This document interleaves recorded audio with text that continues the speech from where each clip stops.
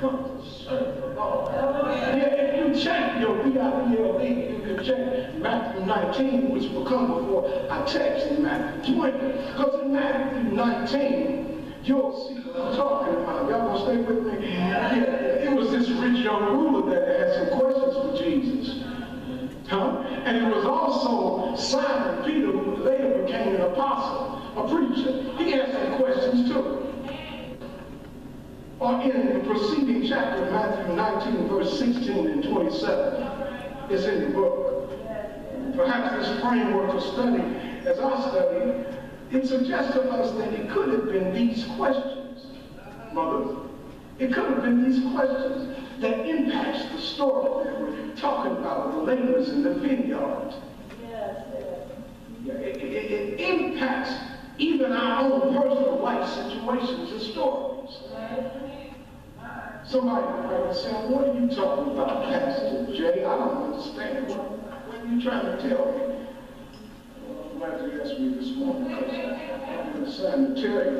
Look again at chapter 19. You can do it now at home, and you'll find these fellas asking Jesus for answers about their call to service.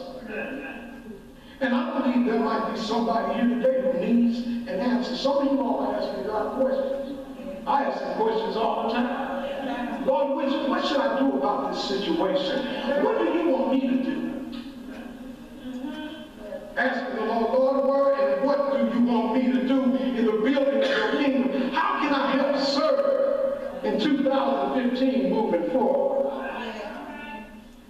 Beloved, I truly believe God is empowering you. He's empowering you because you're his people. He's empowering every generation. All of us that's willing to answer his call. I want to know you're with me this morning. If so, when you look closer in this text with me, this is the meaning of our worship, is the word. I love singing, but it's not the meat, it's the hors d'oeuvres. I love shouting and being emotional, but if you don't get some meat, you don't know what you're shouting about. You're just making a whole lot of tinkling noise. But when you find out the grace of the Lord on your life, you got something to shout about. When you're going through because the loved one is no longer with you, and God is your company keeper, you got something to shout about.